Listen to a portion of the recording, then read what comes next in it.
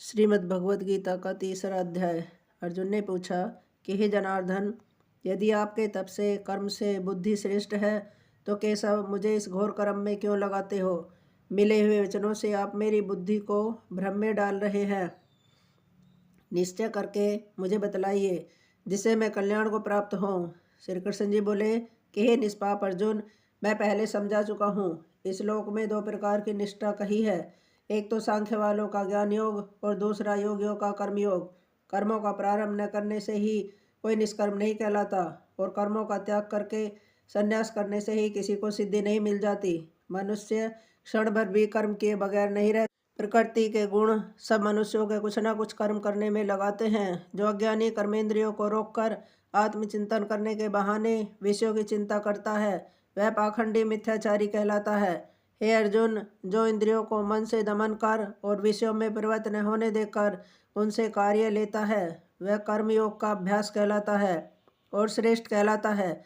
अपने धर्म के अनुसार नियमित कर्म करो, क्योंकि कर्म न करने से कर्म को करना अच्छा है। बिना कर्म किए तुम्हारे शरीर का निर्वाह नहीं हो सकता।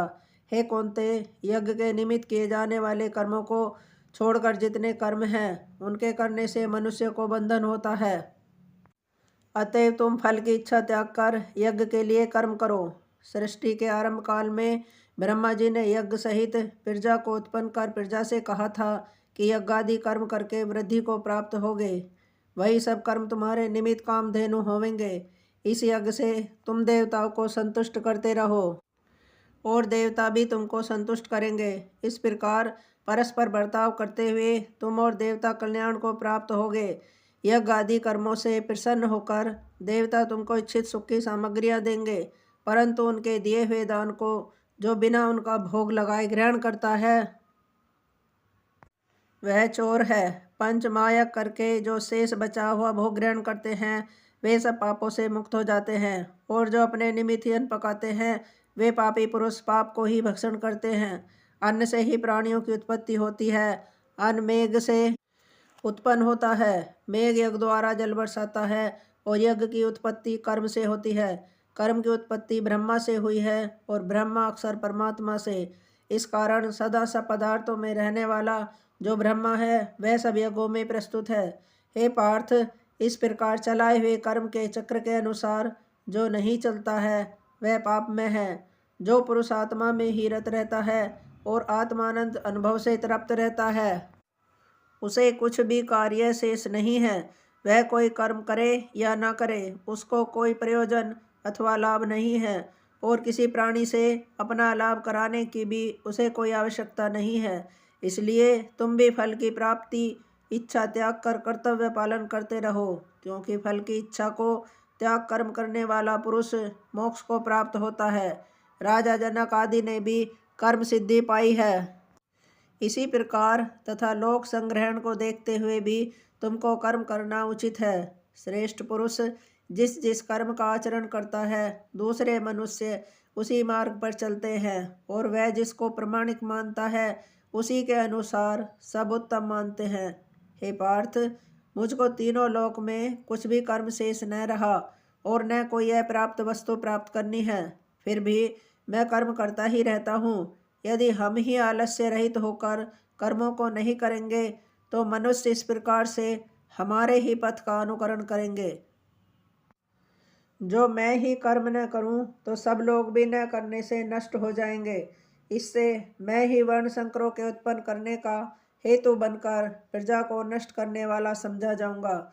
जिस प्रकार अज्ञानी फल की इच्छा करके कर्म करता है वैसे ही फल की इच्छा न करते हुए ज्ञानी को लोक शिक्षा की इच्छा करते हुए कर्म करना उचित है। कर्म में आसक्त अज्ञानियों की बुद्धि में ज्ञानी भेदभाव उत्पन्न न करे, परंतु आप स्वयं कर्म करता हुआ उससे भी प्रसन्नता पूर्वक कर्म करावे।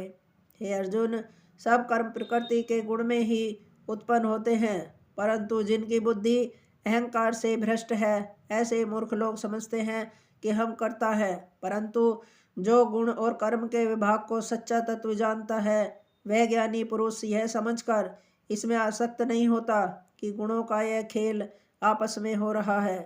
हे अर्जुन, अध्यात्म बुद्धि से सब कर्मों को तुम मुझ में अर्पण करके कर्म फल की आशा छोड़कर संग्राम करो। जो पुरुष श्रद्धा पूर्वक मेरे वचनों को पर दोष दृष्टि न करके मेरे इस मत के अनुसार आचरण करते हैं, वे लोग कर्म बंधन से निश्चय मुक्त हो जाते हैं। और जो अज्ञानी इस मत पर दोष दृष्टि करते हुए इसको ग्रहण नहीं करते, वे संपूर्ण ज्ञान से रहित हैं। उनको नष्ट हुआ जानो। अपना कठिन धर्म भी दूसरों के सहज धर्म से हितकर होता है। स्वधर्म में मरना भी कल्याणकारक है, परंतु अन्य धर्म भयानक हैं। अर्जुन बोले कि हे श्री कृष्ण, पुरुष को पाप करने की इच्छा न होते हुए भी कौन उसे बलात् पाप के मार्ग में प्रवृत्त करता है। श्री कृष्ण बोले कि हे अर्जुन, रजोगुण से उत्पन्न होने वाला काम और क्रोध मनुष्य को पाप मार्ग में ले जाता है। इसे करके उत्पन्न इच्छा कभी तृप्त नहीं होती। ये महापापी और घोर शत्रु हैं। जैसे धुआं से अग्नि, धूल से दर्पण और झिल्ली से गर्भ का बालक ढका रहता, उसी प्रकार विषय की इच्छा से आत्मज्ञान ढका हुआ है। हे कुंती पुत्र, इस शत्रु काम को करके ज्ञानियों का ज्ञान आच्छादित होता है। इंद्रियां, मन और बुद्धि इस काम के आश्रय स्थान हैं। इनके सहारे विशेषा ज्ञान को आच्छादित करके जीव को मोहित कर लेता है। अतएव तुम सर्वप्रथम इंद्रियों को वश में करके ज्ञान और विज्ञान को नष्ट करने वाले इस पापी काम को जीतो।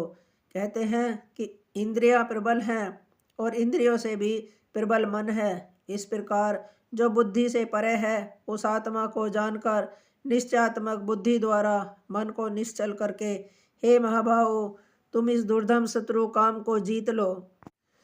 इति श्रीमद्भगवद्गीता सोपनिषत्सु ब्रह्म विद्या योग शास्त्रे श्री कृष्ण अर्जुन संवादे आत्मकर्म योगो नाम तृतीय अध्याय समाप्त। हरि ओम।